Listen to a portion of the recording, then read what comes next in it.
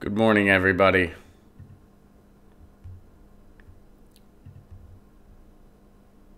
It is 9/11, and I urge all of you to never forget that George W. Bush is a war criminal. And never forget that Dick Cheney, also a war criminal. Donald Rumsfeld, war criminal. Never forget, hashtag never forget. In fact, you know what? I want to tweet that.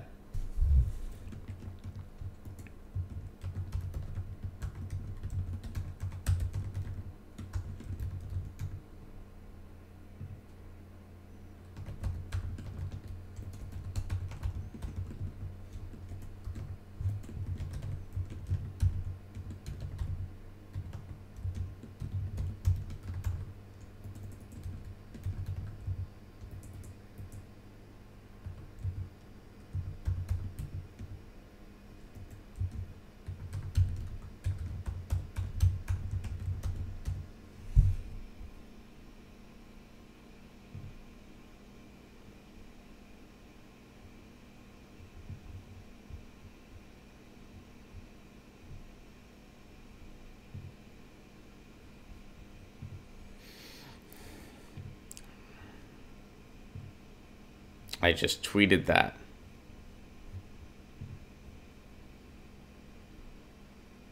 What's up, Andy? What's up, Joshua? What's up, DC? Keep left, never forget. That's right. Never forget that George W. Bush is a war criminal. That Dick Cheney is a war criminal. That Donald Rumsfeld is a war criminal.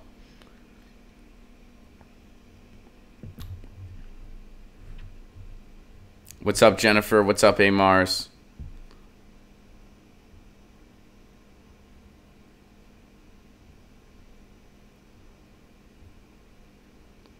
What's up, Pam? What's up, Daniel? What's up, Corey? Magnetic perturbation. Is Lucy short for Lucifer? No. But sometimes she feels that way.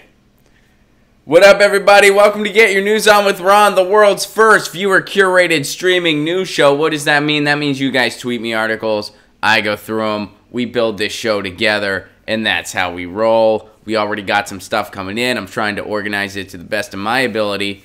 Good to see everybody. Good morning. I did this. So some of you guys know I like to play the Irish sport hurling, which is a sport. It's kind of like lacrosse, although it came way before lacrosse. And it's kind of like lacrosse meets field hockey. And anyway, one of the things I like to do is I like to go play it outside. And sometimes I like to play it before I go to my gym. Now, I need to play it on grass. And the nearest green space near my gym is a seminary. It's this, like, seminary. It's kind of random. It's in the middle of Pasadena. There's Old Town Pasadena. And then there's the 24-hour fitness that I go to. And then there is a seminary. And they have a nice little campus with some green space. So I go there, and I play hurling. And obviously, I don't belong there. I am technically trespassing. So my big thing was, if I ever got caught, I would just say that I was an Irish student from Dublin. That I had it all. I had my story all planned out. I even had I was like, yeah, I'm a seminary student from Dublin. Go Jesus! Like, is that what kids in preschool say? Not preschool, priest school. Do they just say go Jesus? Is that like their cheer? I don't know. But, you know, preschool is a lot like priest school, except in preschool you need an even broader imagination. That's the difference. Preschool and preschool, very similar. So anyway, I had that story prepared. And then yesterday, as I was going to play there, I realized, you know, I am wearing a Pittsburgh Penguins hat and a Charles Bukowski t-shirt. No one is going to believe me. No one's going to believe that I'm a seminary student. Yeah, I think that Bukowski guy, he's got some Christian messaging. That would be like someone wearing a Tasmanian Devil t-shirt and camouflage shorts and being like, "Yeah, I'm the French student. Can't you tell? I'm eating a baguette." Like, it's like, yeah, no one's falling for this. But anyway, here's why I bring this up. So yesterday I was doing that, and I stepped in a big wad of dog shit. Yeah, it was pretty gross, and I didn't know what to do because my gym was right there. What I ended up doing was I was very careful. I went into my gym. I made sure I didn't track. I was very careful, and I went straight to the bathroom, into the stall, and I cleaned it up on my shoes, and then I used the gym. But anyway, my question: was that karma, or was it just something that happened? I mean, here's the thing: because part of me thought, I was like, why aren't people cleaning after their dogs? Like, that's pretty. And then I thought, man, these uber religious people, they feel entitled, like they don't have to clean up after their dogs. The Lord will take care of it. And then I thought, you know what? Actually, it's probably people like me that don't belong here, and their dog takes a dump, and they're just like, you know what? The Catholic Church, really shitty right now. I ain't cleaning this. And to those people, I say, look, you never know when an innocent atheist might just be hurling in the area. So clean up after your dog anyway.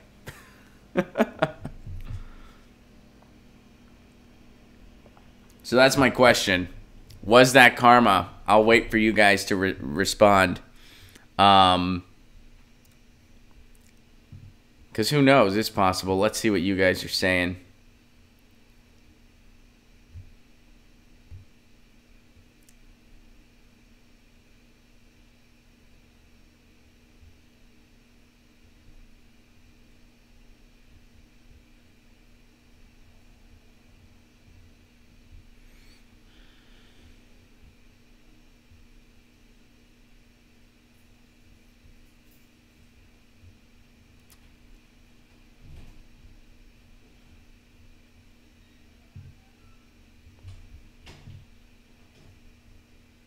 Jesus himself presented the dog poo. That's what Jennifer says. I think you might be right.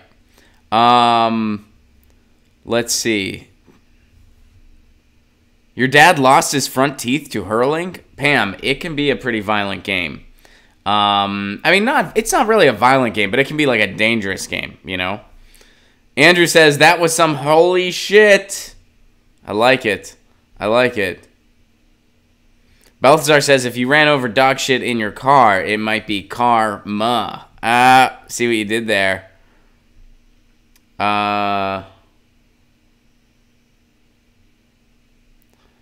just to clarify, Innocent Atheist was playing hurling, the sport, not the other activity. The sport kind of hurling, indeed. It's a fun game. It's a fun game. Chris, my apartment complex got strict with dog shit. They even put out trash containers in the outside yards to put it in. Andrew says it was karma. Amar says karma. Keep Left says purely a random event. It's gross. Magnetic Perturbation says preschool and preschool is a horrible idea for a Venn diagram. That's shitty, literally. I like it. Who is scared for World War III? All of us. Hopefully all of us. All right. Let's go. We got our first article already. I'm going to go straight to it. And this is from Andrew.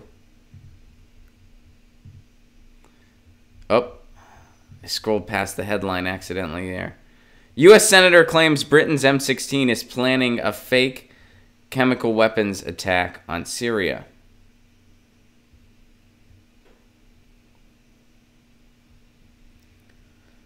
All right, so Britain's intelligence service is planning a chemical weapons attack on the Syrian people, which it would then blame on Mr. Assad. Around 4 weeks ago, we knew that British intelligence was working towards a chemical attack in order to blame the Syrian government to hold Syria responsible, Mr. Black said. Now, I don't know a ton about Mr. Black. I know he's a member of the GOP.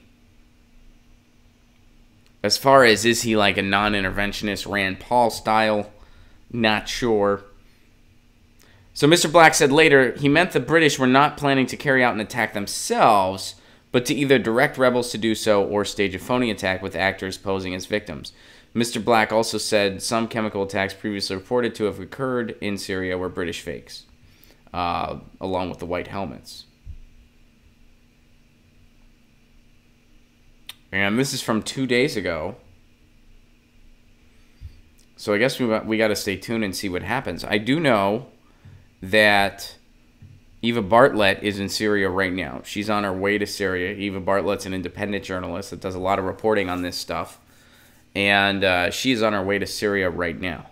So hopefully she stays safe, first and foremost. I hope she stays safe. And hopefully she'll have some revelations for us one way or the other. But yeah, when you follow a lot of these things, it seems weird that Assad would do it. It seems like, why would he do this? This is the dumbest thing he could do. And you hear people that don't question the official story. They're like, well, he's a psycho and a butcher and blah, blah, blah. And it's like, okay, well, but still, why would he do something that would put himself in danger? Like, why would he? It doesn't make any sense for him to do this. He's basically calling on the U.S. to intervene again, which is bad for him. Why would he do that? It doesn't make any sense. And then there's this pipeline floating around, and you can't help wonder if that's part of the story. So, yeah, it's interesting that now people in office in the U.S. are starting to talk about this. Will this lead to a different type of response in Syria or a de-escalation? It's tough to say. I would say I doubt it. But we'll see what happens. And we do have some actual journalists on the ground over there to see what may or may not happen soon. So, yeah, thanks for sharing that. And it's interesting that now a U.S. senator is talking about this. And they have actual, quote, intelligence on their side.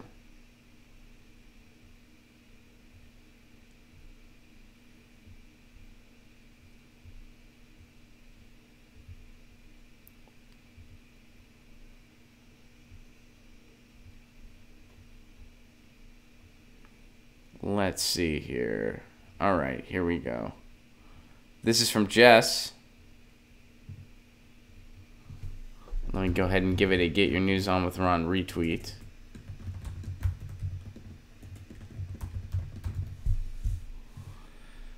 And this is called The Dirtiest Piece of Writing in Print. Haven't you ever been curious what it is?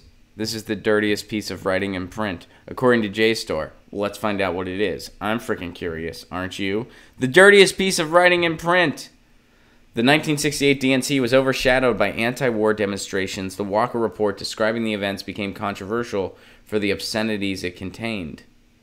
Interesting. 50 years ago, the DNC in Chicago was overshadowed by anti-Vietnam and counterculture demonstrations. On the night of August 28, 68, in full view, police clubs and tear gas rained down on people, chanting, "The whole world is watching." Americans certainly were, but afterwards the public generally supported the police response, and the Republican law and order presidential candidate Richard Nixon, who would eventually resign before having to face an impeachment trial, squeaked by to victory in November. Historians have argued about the place the DNC chaos had in the Republican victory ever since. Although the media was generally sympathetic to the protesters, well, a lot's changed. Things have changed from 1968 till now then, if that's the case. This his historic article claims the media was generally sympathetic to the protesters. That has changed in our country. That has certainly changed. And the media has gotten more corporate from 1968 until now, although a lot of that was starting in the 60s. I mean, you can look at the media's overall response to Students for a Democratic Society. But interesting.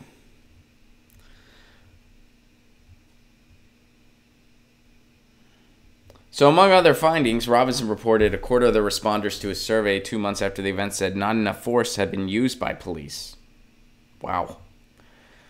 Combined with 32% who said the right amount of force had been used, and only 19% said too much was used. On going deeper into attitudes revealed by the survey, Robinson found a stark racial divide. Black responders across all ages, genders, and education levels were much more likely to feel like the police used too much force. Reviewing the response to the report, librarian Joseph McDonald wrote, "In terms of pure obscenities, it is probably the dirtiest piece of writing in print." Despite giving the nation a new term for police violence and an adult sense of richness of American invective, the report was released the month after the 1968 election. We will never know what its effect on that narrow win by Richard Nixon, who took 43.4% of the vote, to Hubert Humphrey's 42.7%, would have been had it been released before the election. But they didn't release it before the election. And you know what's interesting? When you release stuff before an election, you get shamed for it. And you have to go into exile even further. I.e. Julian Assange. He released stuff before the election because he thought the public has a right to know about it. And people accused him of colluding with the government. Because the stuff hurt the candidate they wanted to win. We should have had access to those documents before the election that Richard Nixon won.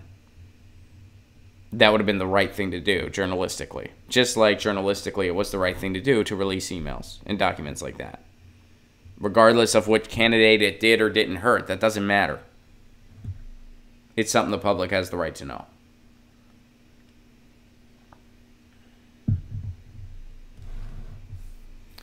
So I guess a good lesson here is if we don't learn from history, we're doomed to repeat it. It's a cliche, but it's a true one. And we've learned nothing. I mean, from Vietnam until now, we have learned nothing. We have gone into every war based on deception and lies. We are passively accepting an economy of war, and that ain't changing anytime soon. Because of this economy of war, not only is it morally disgusting, not only does it cause havoc and destruction around the world, but it's also why we can't have things that countries poorer than us take for granted, i.e. universal health care, i.e. free college, living wages, a jobs program, infrastructure. This is why we can't have it. So thanks, Jesse, for sharing something like this, especially on today. 9/11, where people say, never forget, always remember. Yeah, always remember that we have an economy of war and that we lie our way into war constantly. And there might be more of that going on soon.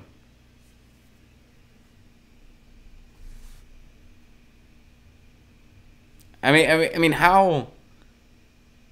Nothing's changed. I mean, we've learned nothing from Vietnam. We learned nothing from that because we did the exact same thing.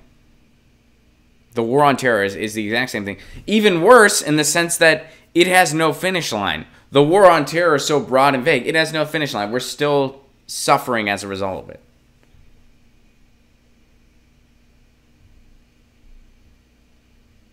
Obama didn't really change the course. Trump's not going to. And if you vote for peace, you're shamed. So that's what we should never forget. Thanks for sharing that.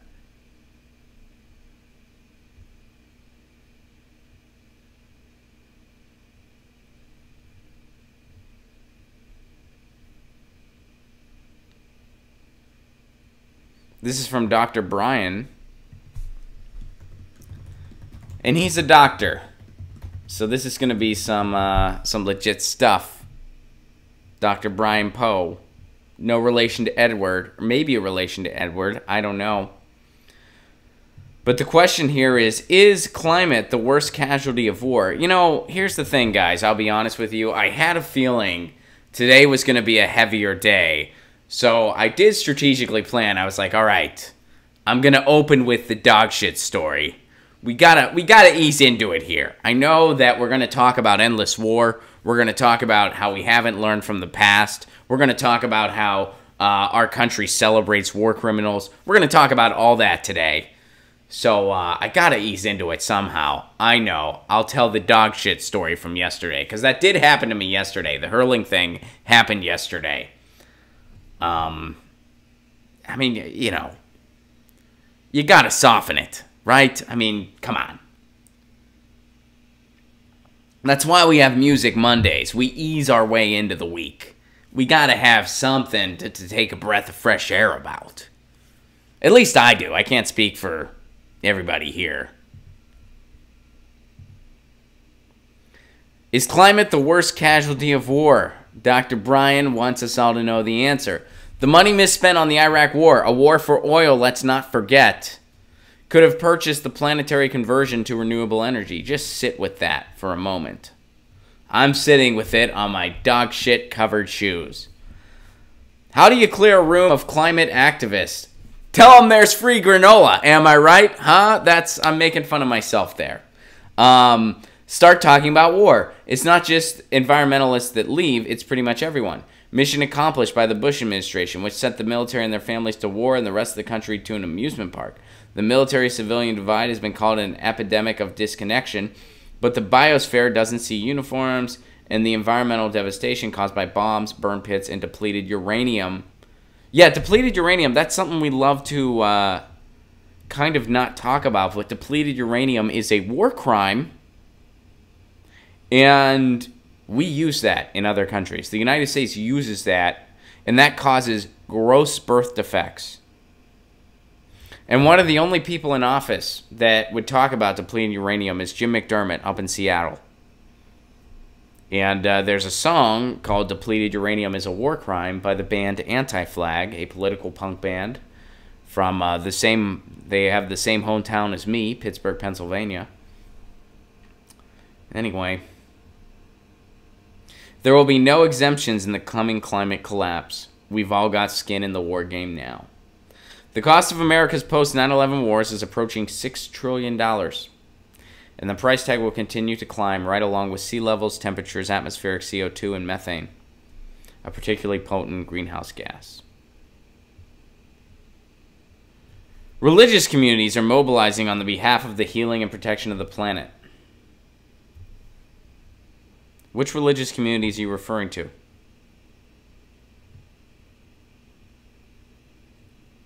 Because the ones that vote for the GOP, no matter who the candidate is, and never hear anybody with a D next to their name, even though that person might be an actual progressive, I don't know how they're helping. But with few exceptions, such as MLK's Poor People's Campaigns, resurrected by a trio of ministers, the topic of America's literal war on the world is still off the table. I don't really care what Pope Francis had to say, so we can skip through that. I don't care what that guy has to say because he says nice things and then nothing changes, so I could care less what he has to say. The Pentagon uses more petroleum per day than the aggregate consumption of 175 countries out of 210 in the world. Let's repeat that sentence. The Pentagon uses more petroleum per day than the aggregate consumption of 175 countries out of 210 in the world. Wow. So not only is war killing people, not only is war kneecapping the domestic economy in the United States and kneecapping the economies of other places around the world, not only does war cause casualties and pain and death and destruction, it's also destroying our environment. And we have an economy based around it. And nobody gives a shit. Nobody. It should be every day there should be a headline. U.S. still has an economy based on war. That should be a daily headline. In every corporate outlet, every independent outlet, everywhere. That should just be a daily headline. Daily headline, U.S. still has an economy based on war. Still, economy based on war. And if you decide you can't vote for war anymore, you get shamed for it. You get called a Russian spy for it.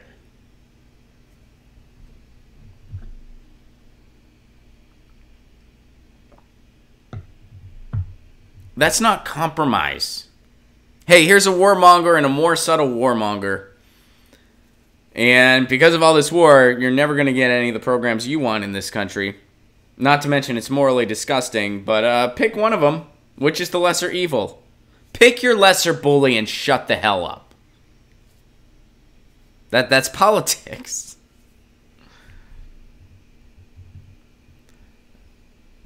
All right, Dr. Brian. You made us all really freaking depressed. No, that was a great article. Thank you for sharing it.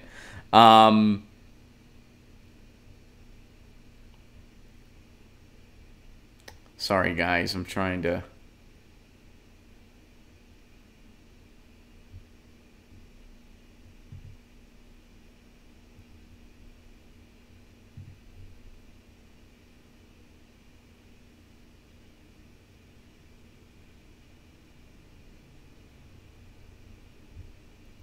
All right, this is from...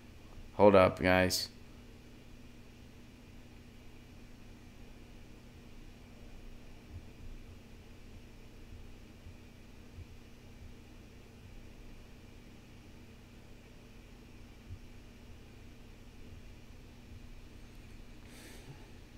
All right, this is from David.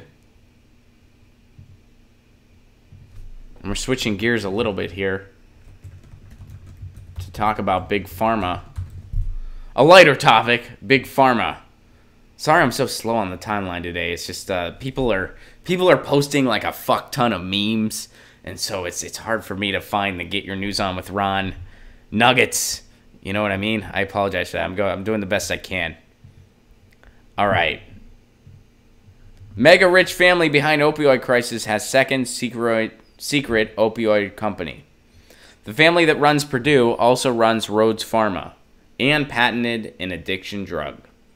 The Sackler family, the ultra-wealthy family that made billions from illegally marketed opioids, and the group largely blamed for sparking and fueling the devastating $504 billion per year epidemic of opioid addiction, has been making even more money off the country's drug crisis than previously thought. The Sacklers, who own the infamous drug company Purdue Pharma, which they pleaded guilty to misleading doctors, regulators, and patients about the addictiveness of OxyContin, yet the guilty plea did little to reform any of the sales. So Purdue continued to recklessly push the drug. So according to a second FT report, the Sacklers didn't just carry on with business as usual at Purdue. The family quietly opened a second drug company called Rhodes Pharma, just 4 months after the guilty plea, and since then, the Rhode Island-based pill maker has become one of the largest producers of generic opioids in the U.S. Wow. So they have a generic maker and their main maker. Okay, so how are they doing this, and how is this relevant? Okay, so when we talk about basic corruption in the pharmaceutical industry, we're referring to a couple different things.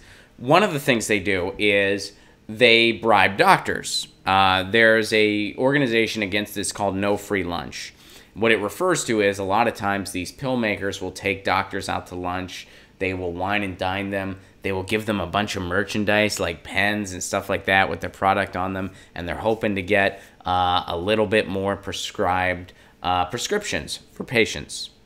And in some cases, yes, there is likely a kickback involved. There have been cases of that. Doctors have gotten in trouble for it. What that means is the doctor gets a little bit of money when they prescribe a certain drug to somebody. So they overprescribe it because they're getting a kickback. So a lot of doctors have signed on to No Free Lunch, which is a way to try to fight this. And there's also, I believe there's a resource where you can find out whether or not your doctor has signed it. But if you just Google No Free Lunch, you can look into that. So that's one of the things we're referring to. Another thing we're referring to is a process called evergreening. What that means is, say a drug company has a right to a drug in the United States. Other countries don't have these issues, by the way, or at least not the way we do. They have the right to a drug in the United States. So they dictate the market, they dictate the price. They can do horrible things, like charge you a ton of money for a life-saving drug that you need because maybe you have asthma, and they can price gouge it if they have the rights to it. Eventually, our laws dictate that it needs to be allowed, generic drugs need to be allowed into the market. So what they do is that they'll change something small about the drug, and then they'll repatent it. Say they'll change the color on the pill, and then they'll repatent it to give them more time to have a monopoly over the drug itself. So that's another thing they do, evergreening. But eventually, there's going to be a generic drug anyway. So what did Purdue do in this case? What did Purdue do? I said that.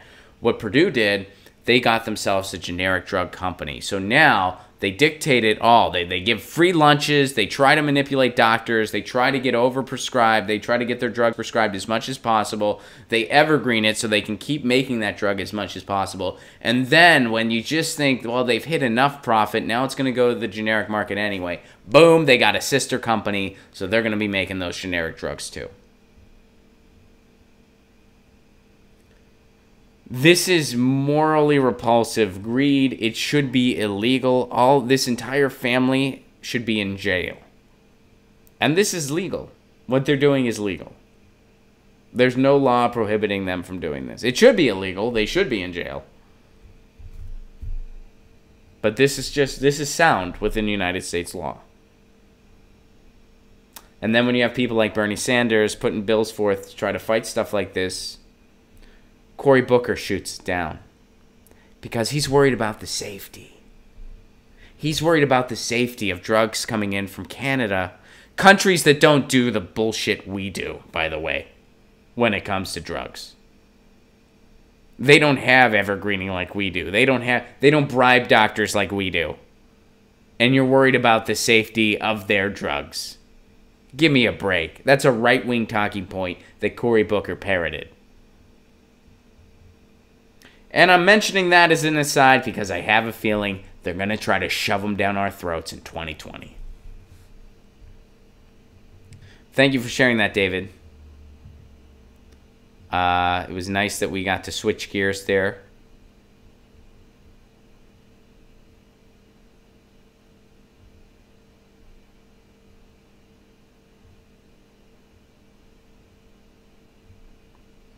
And this is from Tony. Let's go over to Tony's thing. Then I'll check the Reddit for a bit. And we still got stuff coming in. I'm going to get to as many folks as I can. You know the drill here. Venezuela descries reported meetings between U.S. officials and coup plotters. Venezuela is responding angrily to a report in the New York Times that details alleged secret meetings between Trump administration officials and Venezuelan military officers seeking to oust the country's authoritarian leader, Nicolas Maduro. We denounce before the international community the intervention plans and the support of military plots by the United States government. The secret meetings, which NPR has not independently confirmed, were reported by Times journalists Ernesto Londano and Nicholas Casey on Saturday, based on interviews with 11 current and former U.S. officials and a former Venezuelan military commander. Speaking to the Weekend Edition Sunday, Londano said the meeting started after President Trump made a remark last August that he was not ruling out the possibility of a military option against Maduro's government. Down in Caracas, there were some senior members of the military who had soured on Nicolas Maduro, and they perked up when they heard this. They wondered if the Trump administration might be willing to help them. Here's more from Londano. At the White House, officials took a look at this, and they weighed the pros and cons, and ultimately they decided they wanted to hear from these guys. They wanted to meet with them. So over the course of at least 3 secret meetings that happened abroad, an American diplomat established a back channel with these dissident officers. At one point, the Venezuelans asked if the United States would give them encrypted radios. They said they needed to have a means to communicate more securely. Washington takes this into account, and it ultimately decides not to. And as we understand it, there are in recent months a series of plans that are set in motion to detain Nicolas Maduro and oust his government. However, there are leaks and none of these plans succeed, and now several of the plotters are behind bars. Maduro routinely accuses the U.S. government of plotting against him, and this is likely to embolden those claims.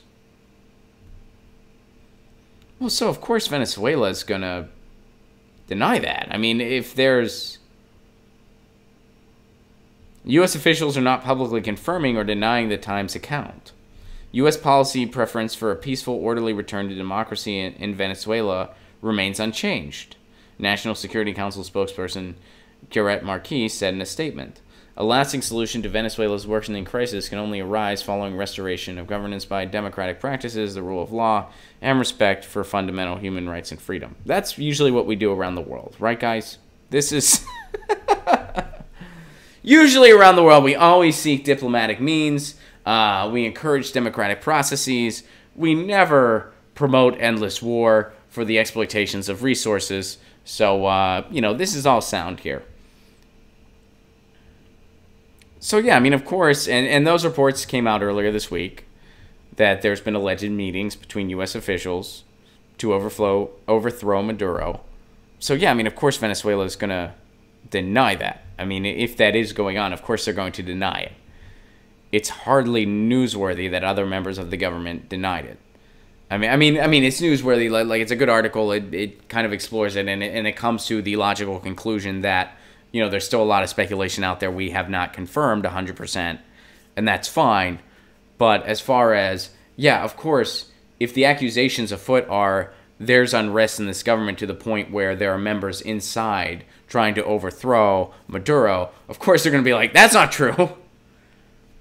So, you know, this is just sort of a repackaging of what's already been in the news this week.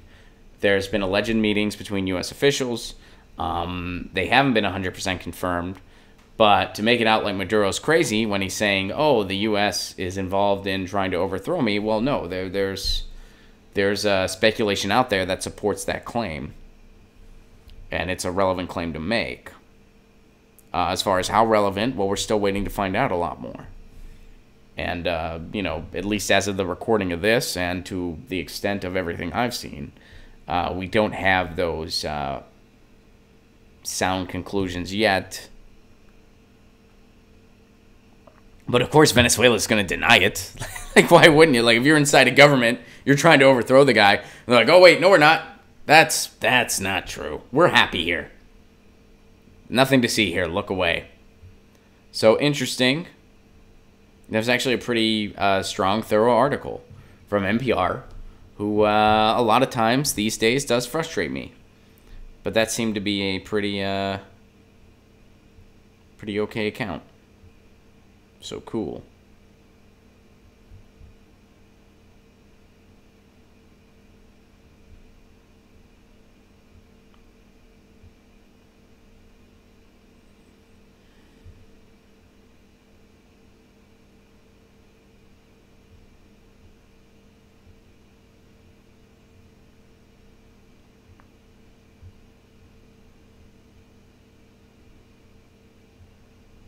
Oh, here's something interesting. So Tony sends this.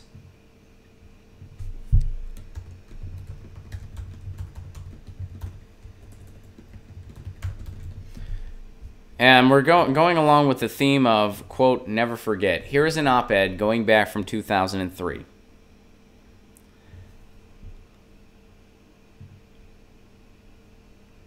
And this is what when we say we should never forget. Here's an op-ed from 2003 from Condoleezza Rice. Why we know Iraq is lying. 11 weeks after the United Nations Security Council unanimously passed a resolution demanding yet again that Iraq disclose and disarm all its nuclear, chemical, and biological weapons programs, it is appropriate to ask, has Saddam Hussein finally decided to voluntarily disarm? Unfortunately, the answer is a clear and resounding no. There is no mystery to voluntary disarmament. Countries that decide to disarm lead inspectors to weapons and production sites, answer questions before they are asked, state publicly and often the intention to disarm, and urge their citizens to cooperate. Iraq's behavior cannot offer a starker contrast. The declaration fails to account for or explain Iraq's efforts to get uranium from abroad, its manufacturer of specific fuel for ballistic missiles it claims not to have, and the gaps previously identified by the United Nations in Iraq's accounting for more than 2 tons of raw materials needed to produce thousands of gallons of anthrax and other biological weapons. Many questions remain about Iraq's nuclear, chemical, and biological weapons programs and arsenal. You know, one of the questions she didn't ask, is it actually there? That's one of the questions that she didn't ask. Many questions remain. Yeah, like, is it there? Is it actually a thing? That's a question. And it is Iraq's obligation to provide answers. It is failing in spectacular fashion by both its action and its inaction. Iraq is proving not that it is a nation bent on disarmament, but that it is a nation with something to hide. It should know that time is running out. And what ended up happening there? First of all, let's take a look at what that was. That was an op-ed piece in the New York Times written by Condoleezza Rice. An insider of the Bush administration. Condoleezza Rice is not a journalist. Condoleezza Rice should not be doing journalism. What do you call it when the government marries the corporate state and when the government marries the media? You call that fascism. That is textbook definition fascism. That's just definitionally what it is. And what else did we find out later? We found out later that the Bush administration was faxing talking points to Fox News and other similar outlets. And look, it's not just, look, this is the New York Times. Fox News isn't the only guilty culprit. They're all guilty. Fox News, CNN, MSNBC, The Times. They let Condoleezza Rice write a piece like this. And what ended up happening? The weapons of mass destruction were never there. We started an illegal war. The entire world was against it. We did it anyway. We started the war on terror. In 17 years later, it's still going on. 17 years, it's still going on. Based on lies and deception and the exploitation of resources.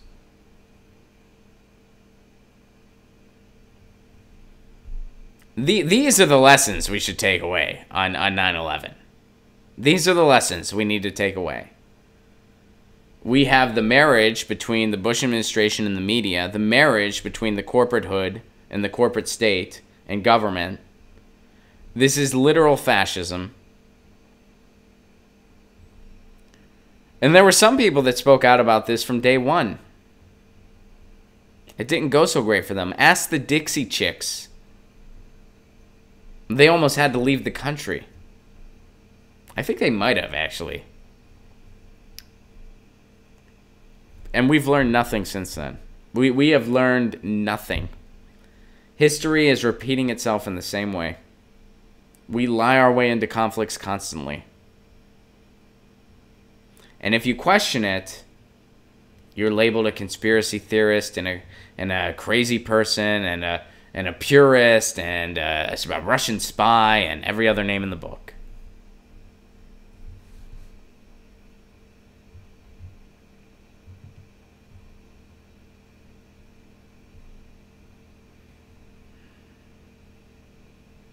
The New York Times, they let Condoleezza Rice write that. During a time of conflict. And it was all lies. Everything in that piece that we just read, all lies. All lies. But when you lie on behalf of the status quo, it was just misinformation. It's not propaganda in that case. It's just a journalistic mistake.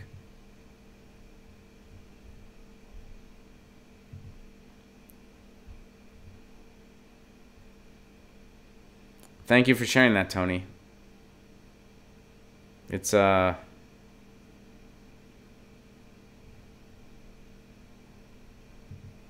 is an important thing to remember. Although, we have daily reminders, don't we? We really do.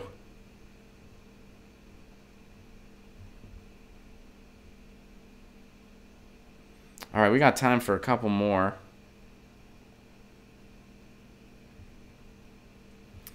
And this is from Just Want World Peace.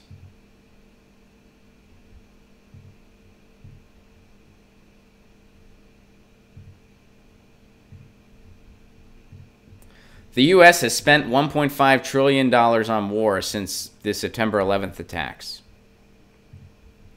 The collective wars in Afghanistan, Iraq, and Syria have cost more than $1.5 trillion. According to the report, the money goes towards training, equipment, maintenance, as well as food, clothing, and medical service and pay for troops. You know what's interesting is that most of it goes to defense contractors. They use these broad designations, but most of it does not go here. Most of it does not go here. And they use that in many ways. First, they use that to exploit our fellow citizens in the military. But they also use that as justification to continue pumping money into it. Because how dare you suggest we change the military budget when some of our veterans don't have the services they need, and some of our veterans, they don't have enough equipment and stuff like that. No, it's because all the money goes to the Halliburtons.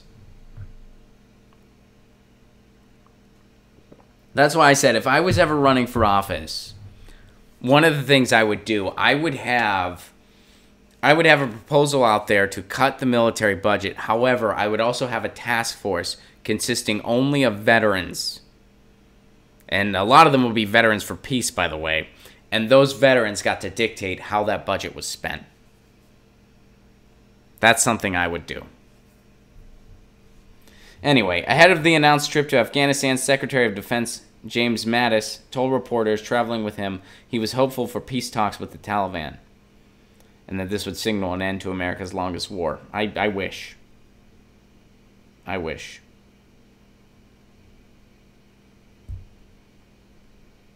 $1.5 trillion.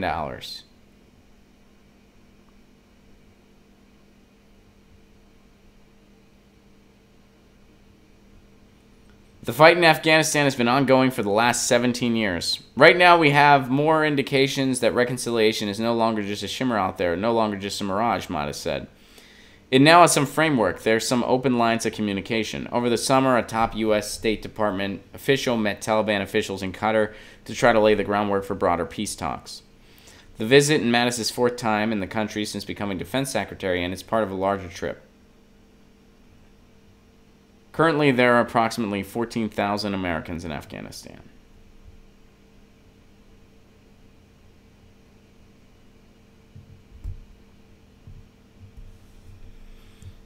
Wow. So much money. So many resources. And I hate to sound like a negative Nancy, but I have a feeling we ain't going to be seeing much peace from this administration. I don't think much is going to change in Afghanistan anytime soon. I'd love to be wrong. $1.5 trillion. $1.5 trillion.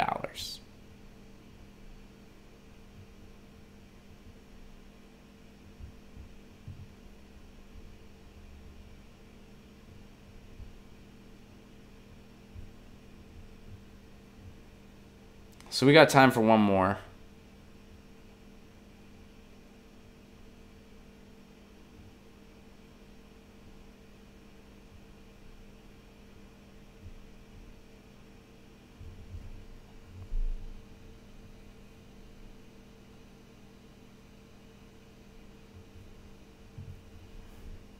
So this is from Giovanna. We'll check this out. This might be a kind of lighter thing to end on, which is cool.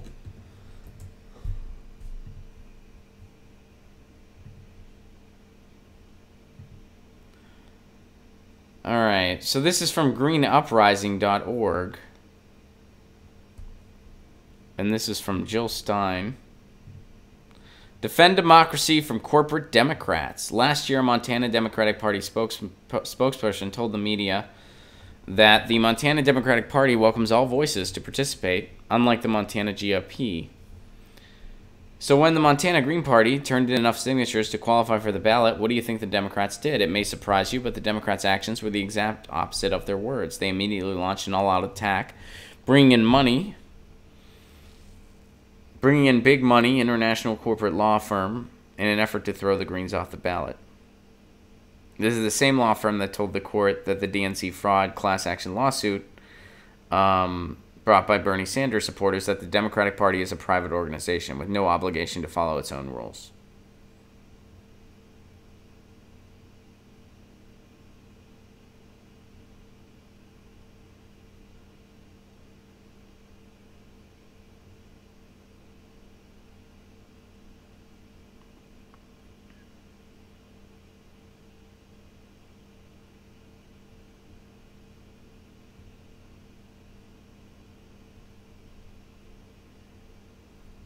So interesting. They're trying to keep the Greens off the ballot in Montana. Well, they also had that issue where that Republican tried to infiltrate the Green Party in Montana. There was that GOP guy that tried to infiltrate the Green Party. So I wonder if they're using that for leverage. They may or may not be. But,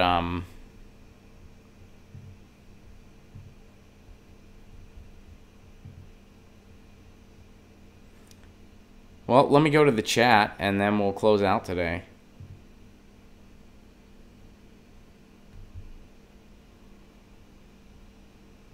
Swami Amala, thank you for the Super Chat contribution.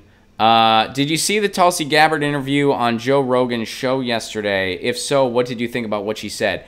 So, Swami, I did not see it. I did hear that she shouted out the Jimmy Dore show, which I thought was really cool, and she gave Jimmy a shout out, which was really cool.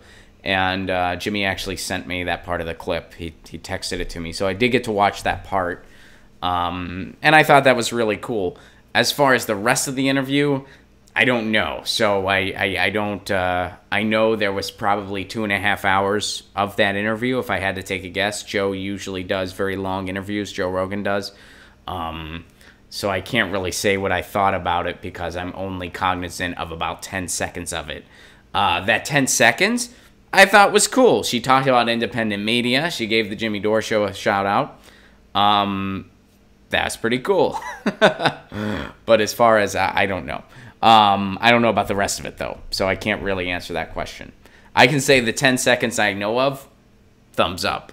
But the other 2.5 hours, I have no idea what they talked about. Monday War, what is it good for? Thank you, Balthazar. Another thing Balthazar says, knock knock, guess who, 9/11, 9/11 who? You said you never forget. To think what we could have done if we built a couple nice memorials, created a federal holiday. Giovanna points out that Republican was not endorsed by any Green Party chapter, though. I'm glad. I mean, I'm glad they caught it. I'm very glad they caught it. And it's so disgusting to think that the Democratic establishment really does view themselves as a private organization. And they actually went with that defense in court. We're a private organization. And now they're getting the same law firm to try to keep Greens off a ballot. This is a democracy. These aren't private elections. These are public elections. And there's that guy again trying to saw my door down. Do you hear it? He's trying to saw my frickin' door down.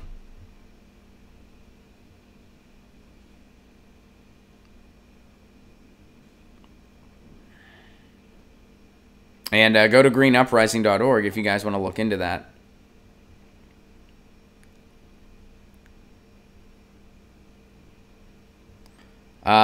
Ron, have you heard... This is from Elephants on Coke. Again, that totally has to be a band name. I love your username, man. Elephants on Coke. God, someone's got to start that podcast or that band. Something. Do you have a podcast? Are you a content creator, Elephants on Coke? I want to listen to your shit just because of that name. Which, speaking of content, that's actually your question. Ron, have you heard Chapo Trap House? It's great, hilarious leftist podcast that destroys libs, cons, and the media twats. Yes, I am familiar with Chapo Trap House. I've listened to them a couple times. I've liked it. And I know James Adomian, who I think he does some like impressions for them, and he's great. James Adomian is a really great comedian. I'm trying to get him to do my Politics Night at the Dojo, the monthly comedy night I run in Los Angeles, which, by the way, our next Politics Night at the Dojo is September 26th.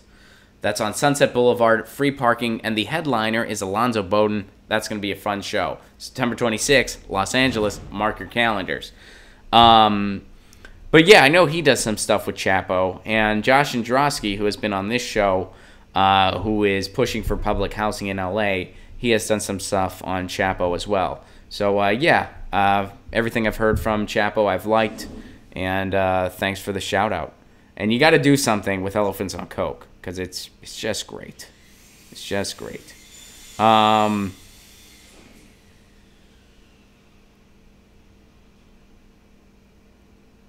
And you said you're working on it. Cool. I like it. Dwayne had hashtag dog shit Tuesdays. Thank you. That's got to be a new thing. We gotta do dog shit Tuesdays. For anyone that missed the beginning of the show, I stepped in dog shit yesterday at a seminary, and I wasn't supposed to be there. I was using their green space. So maybe the Lord was smiting me, right? We don't know. Jennifer says Alonzo is great. I agree. I like Alonzo a lot. You should come see him September 26th in Los Angeles. I'll be on that show too. It'll be a fun time. I don't know if you're in Los Angeles or not, but if you are, you should come. And if you're not, you should plan a vacation. Why not? Go on vacation. Guys, a little bit of housekeeping here before we sign off. First of all, thanks for the great show today. I know it was a little heavier than usual, but that's because, it's 9/11. People are talking about stuff. And I think it's important that instead of just talking about the stuff the corporate media is going to talk about, why not talk about how we've been deceptive in every war? And not us, but like we've been deceptive in every war, the world at large. And if we don't do something to try to stop the economy of war, it's never going to change. I think that's an important lesson on a day like today.